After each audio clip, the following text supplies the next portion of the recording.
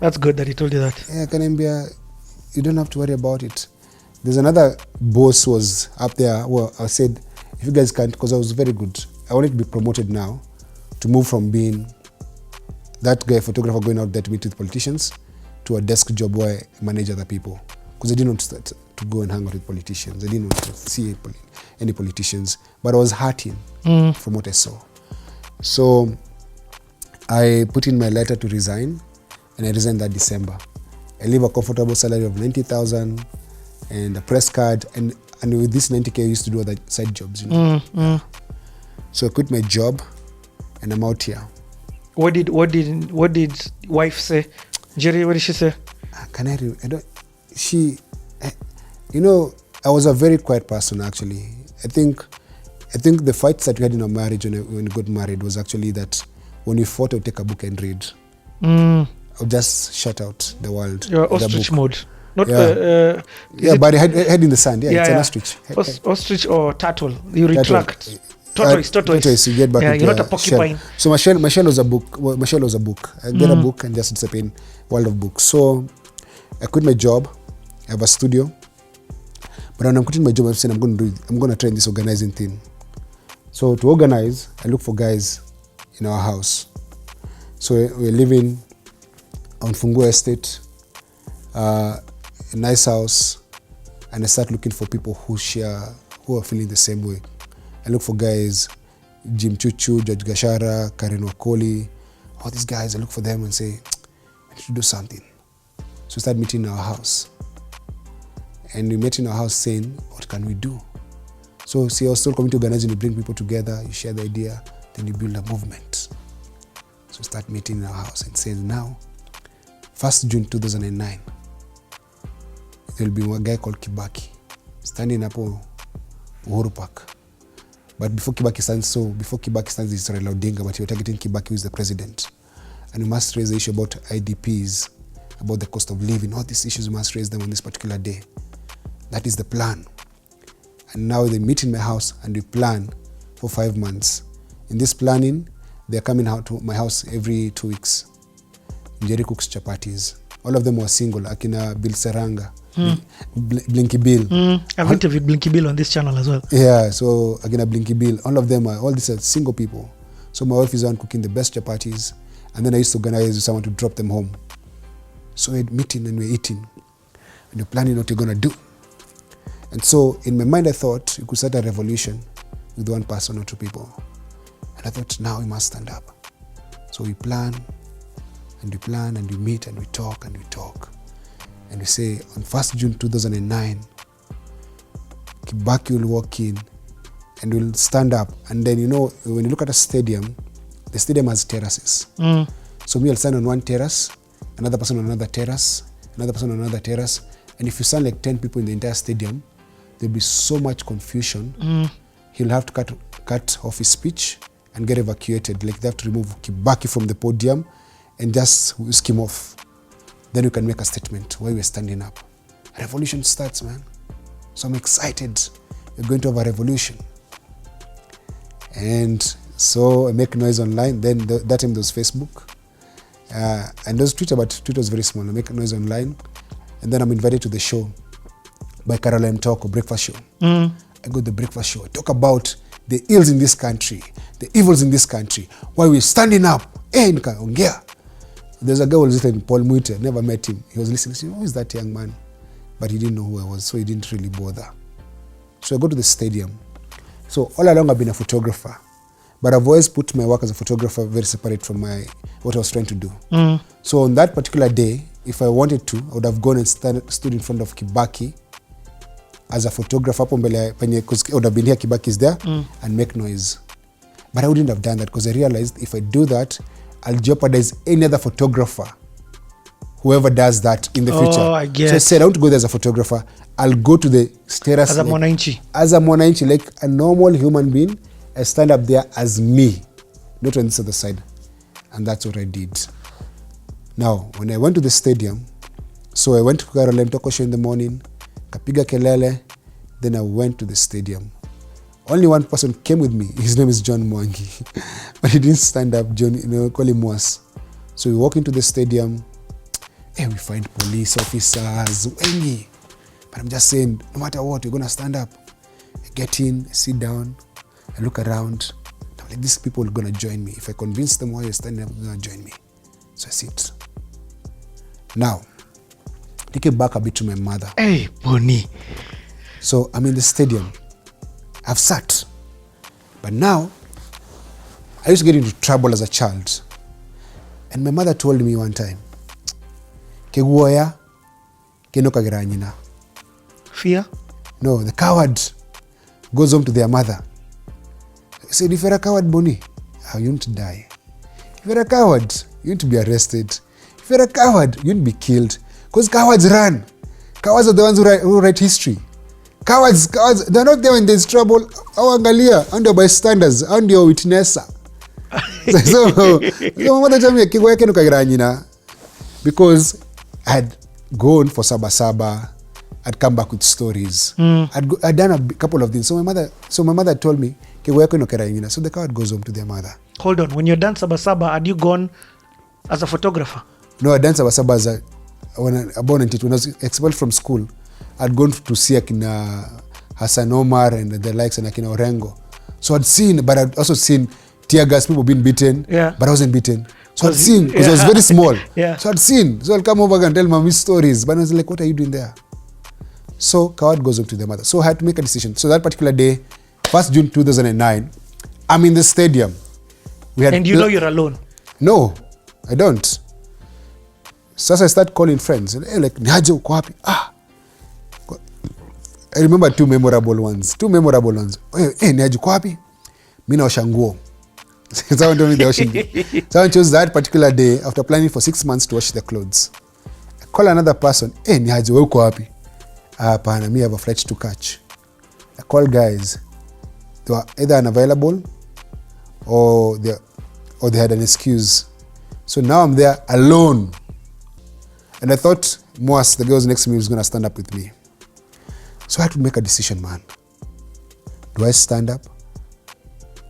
Or do I sit and go home as a coward to say, even me, I tried, but I was alone?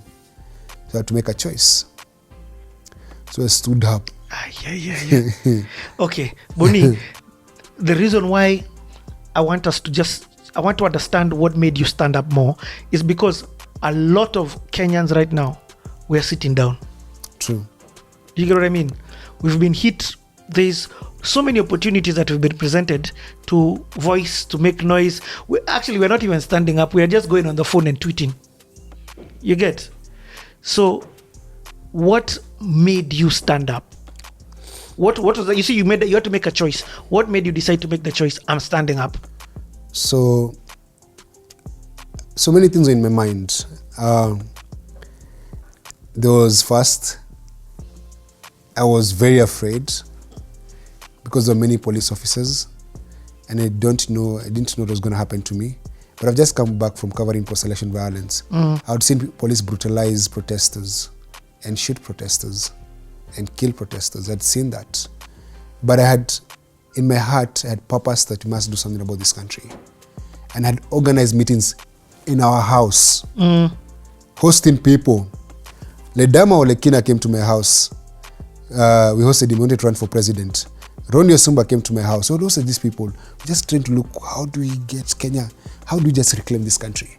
So I had this fire within me. Like I had fire in my underbelly, like I must stand up.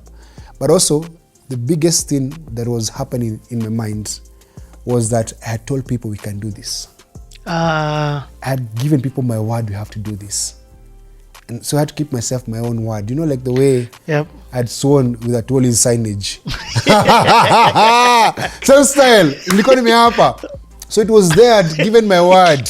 That's funny. I'd given myself my word that this thing, we must stand up so that it can be heard. Okay. You stand up. Bro, stand up, yo. And you don't just stand up, you stand up and you're opening up your mouth. What are you saying? I said many things. But I was shouting. And when I was shouting, and I thought I was and then I was telling the guys, stand up with me. Then guys started pushing me. Because now police came towards me. And so I'm shouting. Then people started laughing. So Kibaki called me pumbavu. Say, wezi nizuia kusema, ama Raila kusema, wewe ni pumbavu. So people are laughing because I've been insulted by the president. But here where I am in this terrace, so I'm trying to run away, the people that I thought were going to stand with me, the Kenyans that I think I'm fighting for, and you're fighting together to make these guys hear our cry, are pushing me towards the police. So the first thing the police come and they hold me is to hold my mouth so I can't talk. So they hold my mouth. The second place they hold and pull is my balls. Ooh. So they hold me by my crotch. And then, because I'm refusing to go, I was not touching the ground, bro. You can look at the images. I'm out. So my balls are gone, my mouth is gone. Then now, then the photographer, so they take you pictures, then they hit a corner, then to the cell now. Hey bro, kukanyango vita. Kupigwa. There's a guy called Eric Orina who was a journalist then, and now now lives in the US. Orina was there. And Orina came to my rescue to try and help me. What is going on? Pia akachapwa. Akapigwa, and then so tukatupwa ndani. Even him? Yeah, pia alichapwa. Because him was beaten badly because he was hit here with a gun butt. So he was bleeding. You can see the pictures on the screen. So we were taken to Langata police station. So we were taken to the Nyayo stadium.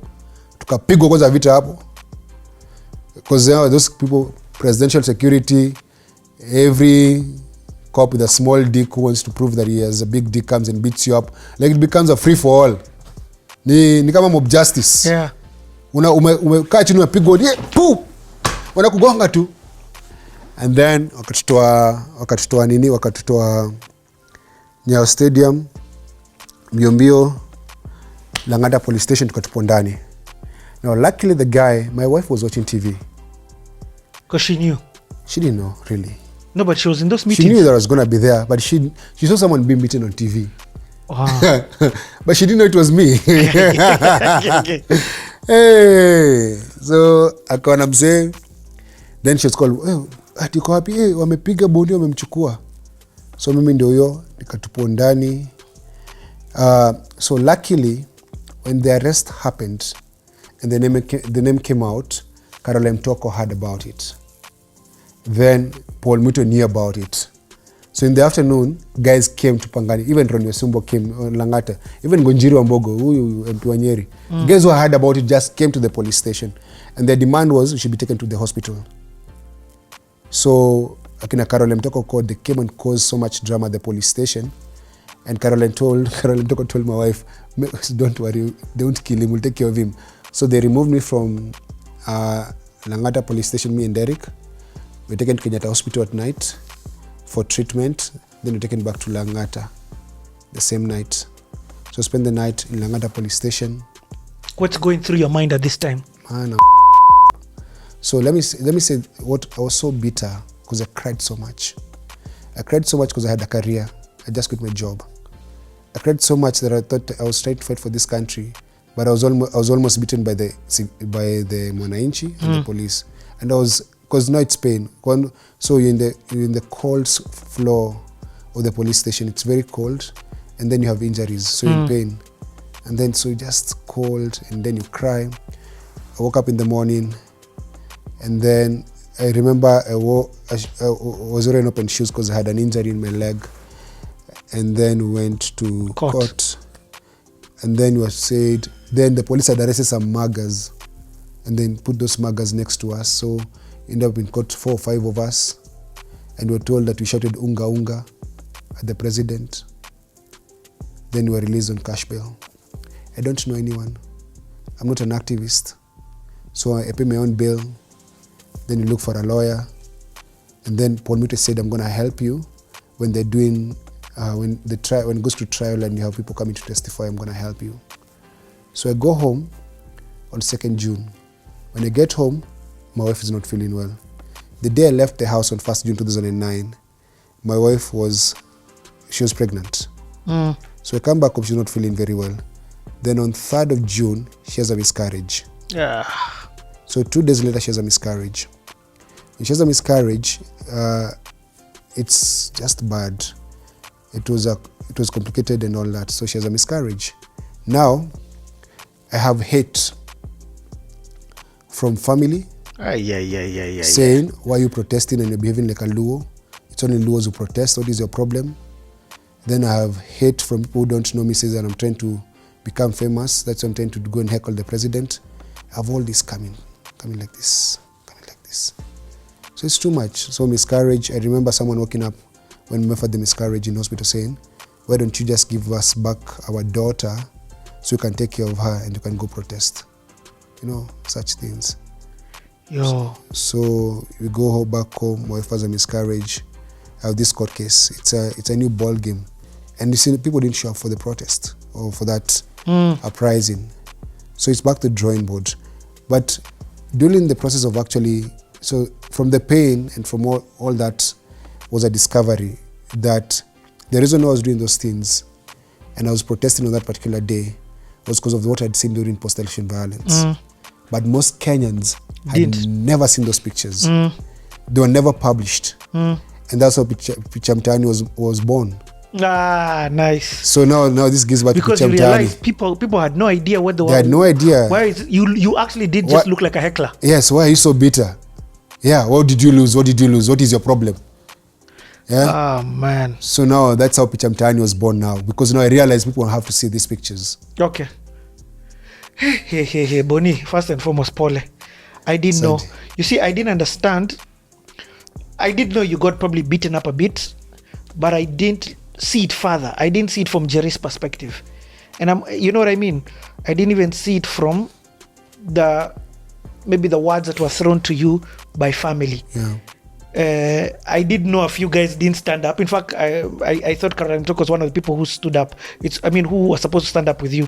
But it's good to know that she actually came in as a lifesaver. Yes, okay, and said take this person to hospital, and she made many phone calls. Yeah. And she didn't have to. Yeah, she didn't. Please note, she didn't have to. She had already given you the platform in the morning on the radio.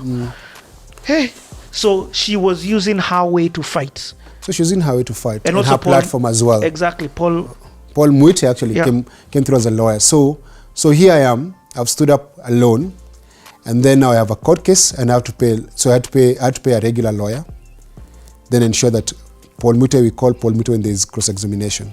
And now all this you're learning on the go for the first time. Yes, and I'm paying for myself everything. And you have no job. So I have this small studio that I'm trying to start up. Yes, you have this. So this studio that is struggling. So, bro, that happens. And Let me ask, even before we get there, Njeri, did she understand? And it's okay if... No, she didn't. Yeah. I think she did not understand. She thought I was crazy. I think she cried a lot those days. So that must have been also hard for you marriage-wise. Yeah, she had no idea what the hell was going on. This is not the person she married? Yes. Who the heck is this? He got married one day in a limousine. Then the next time, boy is heckling and his shirt is being torn. And he's coming home with his private parts bruised and all that. So you see all those things. And then, so now... Hi, but again, Paul, I know I'm dwelling on this, huh? Yeah. But I think you're answering my questions as to part of the reasons as to why are we scared? And by we, I'm talking about Kenyan middle class. Is the price you pay. So for example, so I do that. Did you think you were mad? Did you feel like, this is the wrong thing that I've done? Actually, it's very interesting. You know, Mutahi Ngunyi wrote an article about me and quoted Francis Mbuga when Mutahi Ngunyi was sane before he sold out. And he said, and Francis Mbuga has a quoted thing. It says, when the matter of the nation, or when the state of the nation disturbs a solitary mind, it is not enough to say they're mad. And wrote an entire article about why I stood up. What? Mutahi Ngunyi, when he was a Sunday columnist, and the reason why Kibaki should say something about the nation. So there was all this, but that time, people were not so much afraid. And I come to how the Kenya we live in today and the state of this country when it comes to standing up. So I didn't lose some of the jobs. So Bob Kioko was a comms director at Amref. So I was the best photographer in the country. So I went on shooting for Amref. I went to Tanzania. I went to Uganda. I went to Ethiopia. So those are revenue stream. Money was coming in. Okay. So now I'm able to go back to my photography as I figure out this. What do I do? They didn't They didn't excommunicate cancel. you. I wasn't cancelled. You weren't cancelled. I wasn't cancelled at all. Today I'm cancelled, and I come to that. So I do some work for Amref. I'm able to travel within the East Africa, shoot stuff for Amref. The studio job continues. I get some jobs with UNICEF. I just continue shooting. That's 2009. But hold on. But what about court? Have you started going to court now? So I'm going to court. So the case continues. And what are you being charged for? Standing up and creating disturbance by shouting unga unga unga. That's actually what they said. Yes, they said unga unga unga. So they said I was complaining about the cost of living. So the case ended the following year. Did you? But were the words that you were saying unga unga? I said many things, but I didn't say unga unga. But so how I got acquitted was Paul Mito came and said, who is accusing him? Or he called up a presidential event. Who is the accuser? Or Kibaki. He said, if Kibaki is the accuser, why is Kibaki not in court? And that's how I got acquitted. So the judiciary system works. It works. Actually, even I was charged again for heckling Atwoli. And Atwoli was not in court. I said, if we heckle Atwoli, why is not Atwoli here? That's a story for, we come back to, that's 2013. We're in 2009. Yeah, but I'm just, the judiciary actually works. There's stuff I've heard about the judiciary. I know you're good friends with Willie Mutunga. Yes, who I'd love to have a sit down with. I think people don't know his history. Mutunga is watching, so he should come to this seat. Yes, it will be an honor. Let me just say to hear the struggle that Kenya has gone through, and I'm also trying to piece this for my own life and for other people to also watch. It's you see, I'm finding nuggets of hope in your story. So you were acquitted, yes, because what you were being charged for, wasn't following the judicial system. Somebody was. It wasn't. So you see, it wasn't valid. It wasn't valid. And who was my accuser? Who was your accuser? And if you can't come to court, then I'm not guilty. Oh. So Mute said actually, if the president is the accuser, he should come and testify against Boniface. So I was acquitted. Me and the rest of the guys who were there, we were acquitted. I don't remember actually what the government did, because I remember when we were getting acquitted, we were only two of us in court. The other people don't know what happened to them. So the government, and I'll come to that about when the government will arrest you and arrest some informer and throw them inside of you to know what's really going on. I get come to that when I became. My question again. Still, we can't run or move away from this story. There's a lot of things that you think are normal that for me, I'm just like, okay, so what happened? How did you feel? So, for example, I want to know, how then did you feel about the people who came to your house for 6 months, said that they do this with you, and now they're not? I was upset. I think I was bitter about it. Did you get over that bitterness? I am no longer bitter. Niliwaelewa tu.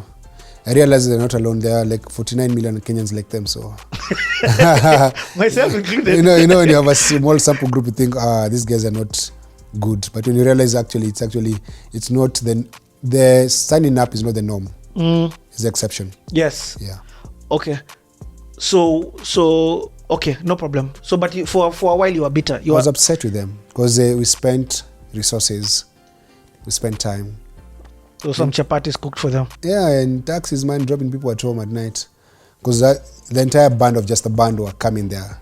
So it was Akina Kingwa Kamenshu. People used to come to plan this revolution. I remember Kingwa Kamenshu, before he started saying, Ngoda Respati and all other things. I remember when she was saying that particular day that what you need to do is go to the stadium and all of us strip naked. Yeah. Yeah, all of us tutoe nguo, kila mtu atoe nguo. One of the things that people do when they see a naked person, they run away. Come to think of it. Normally when you see someone who's naked, they're like, you run away. No one wants to judge a naked person. Everyone runs away. So Kingo Commission saying, we go to your stadium and you all strip naked. And we said, no, we can't do that. Because people think we're insane. So this was actually a radically planned revolution. Yeah, we had thought we could bring a revolution, man. Okay. Go on with the story. So that happened. So